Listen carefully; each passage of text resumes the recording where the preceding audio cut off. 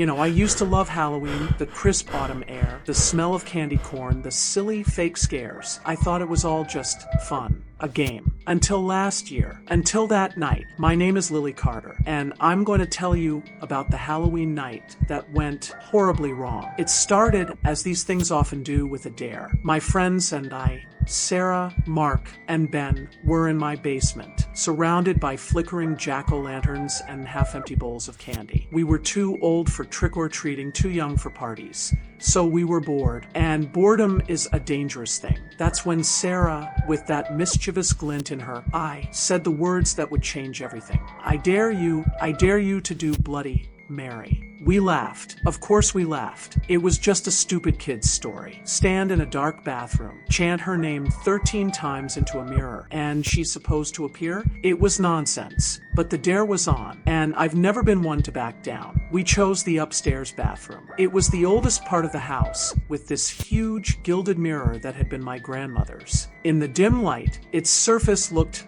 less like glass and more like a pool of dark water. I stood there, my own pale face staring back at me. My heart was already thumping, just from the silliness of it all. I told myself. Mark held his phone's flashlight under his chin, making ghostly faces. We were still laughing. Then we began. Bloody Mary 1, Bloody Mary 2. With each chant, the room seemed to grow colder. The laughter died in our throats. Bloody Mary 7, Bloody Mary 8. The air grew thick, heavy. The candle flame guttered violently, as if in a wind we couldn't feel. Bloody Mary 12. I took a deep breath for the 13th and final time. And that's when I saw it. In the mirror, just behind my own reflection. A flicker of movement.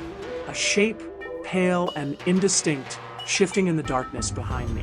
My blood ran cold. I froze, my eyes locked on the mirror. The reflection was wrong. The hallway behind me in the mirror was now endlessly long, a tunnel of pure blackness.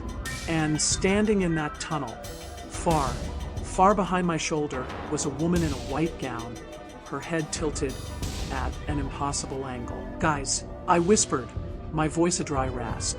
Do you see that? The thing in the mirror began to move. It didn't walk.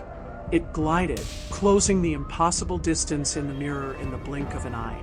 Its face was a blurred mess, but I could feel its gaze, a piercing, ancient hatred burning into my soul.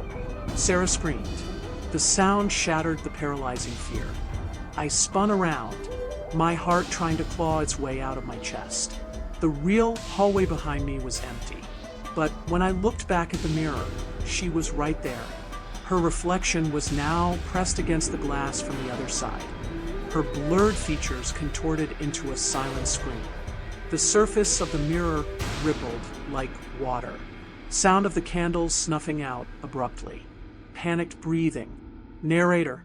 Darkness. Absolute, suffocating darkness. And in that darkness, a whisper. It didn't come from any one direction. It came from inside my own head. I see you. The bathroom door slammed shut with a force that shook the walls. We were trapped. Ben was yelling, throwing his weight against the door. Mark was sobbing, and I couldn't move, because in the pitch black, I felt a fingertip colder than ice trace a line down the back of my neck. The lights flickered back on. The door swung open freely. The mirror was just a mirror again, reflecting our four terrified, tear-streaked faces. We didn't speak. We just ran. We fled that house like demons were on our heels. And we didn't stop until we were at the brightly lit 24-hour diner downtown, surrounded by the comforting smell of coffee and fries. We tried to rationalize it. Mass hysteria. A prank. A gas leak. We made a pact never to speak of it again. We thought it was over. We were wrong. It had only just begun.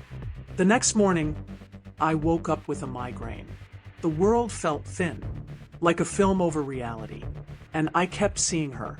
Not fully, just glimpses. A pale figure at the end of the supermarket aisle. Gone when I blinked. A woman with a tilted head, reflected in a car window. Vanishing when I turned. The whispers came back. Always the same 3 words. I see you. My friends called me. The same thing was happening to them. Sarah said her reflection would sometimes smile at her when she wasn't. Mark said all the electronics in his house would blare static at 3:07 a.m. every night. Then, Ben stopped answering his calls. A week after Halloween, I couldn't take it anymore. The lack of sleep, the constant fear. I was staring at my bathroom mirror. A different one. I'd had the old one removed, and my reflection wasn't mine. Its eyes were black pits. Its mouth was open in that same silent scream. It lifted its hand and pointed at me. I screamed and stumbled back, hitting my head on the sink. The world went black. I woke up in the hospital. Concussion, the doctor said. Stress-induced hallucination, the psychiatrist suggested. I was safe. It was over.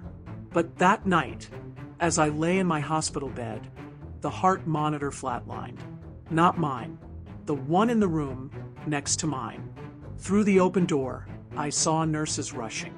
I saw a sheet being pulled over a patient's head. And as they wheeled the body out, the sheet slipped. It was Ben. His face was frozen in a mask of pure terror. And standing right beside his gurney, visible only to me, was Mary. She turned her blurred face toward me and slowly, deliberately pointed at the empty bed next to mine. The attic was a tomb, filled with the ghosts of my family's past. And there it was, leaning against a dusty trunk, covered by a white sheet. I pulled the sheet away, my hands trembling. The glass was not dusty. It was pristine, and it wasn't reflecting the attic. It showed that same endless black hallway. And she was there, waiting for me.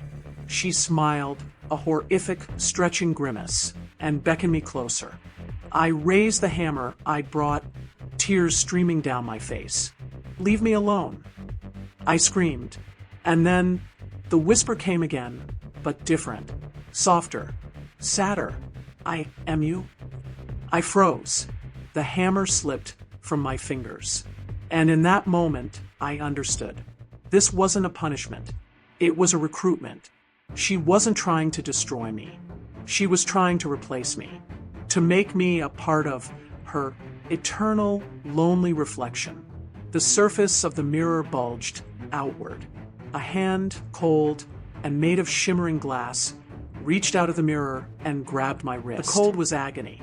It shot up my arm, freezing my blood, turning my veins to ice. I tried to pull back, but her strength was immense. I was being pulled into the mirror. The world around me, the dusty attic, the familiar smells of home, began to warp and stretch, melting away like a forgotten dream. I was losing. My feet left the ground.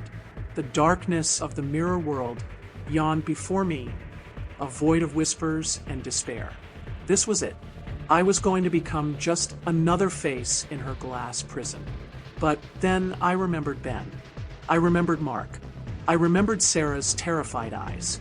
And a surge of pure, desperate anger flooded me. This thing had taken my friends. It had taken my life. It would not take me.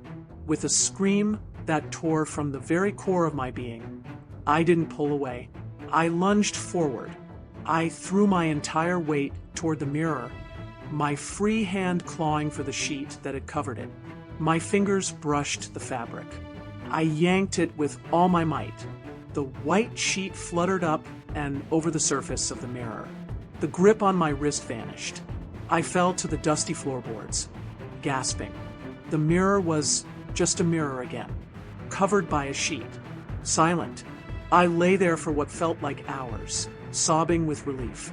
It was over. I had won. I slowly got to my feet, my body aching. I needed to get rid of it, to smash it to dust and bury it where no one would ever find it. I reached out, my hand trembling, and gently pulled the corner of the sheet back, just an inch, to peek underneath. The glass was dark, but not empty. My own face looked back at me, but my eyes, they were different, older, sad, and filled with a knowledge that no one my age should possess. And as I watched, horrified, my reflection lifted its hand, a movement I did not make, and pressed its finger to its lips in a universal sign for silence. And then it smiled. Not my smile. Her smile. Shoo, the voice whispered, not in the room, but inside my mind. It was my voice, and it was hers. We are safe now. We are home. I stumbled back from the mirror, my heart pounding a frantic, terrified rhythm. I ran from the attic. I ran from the house. I'm still running. But you can't outrun what's inside you. She's not in the mirror anymore. She's in the reflection. She's in every window, every puddle, every screen. She's in me.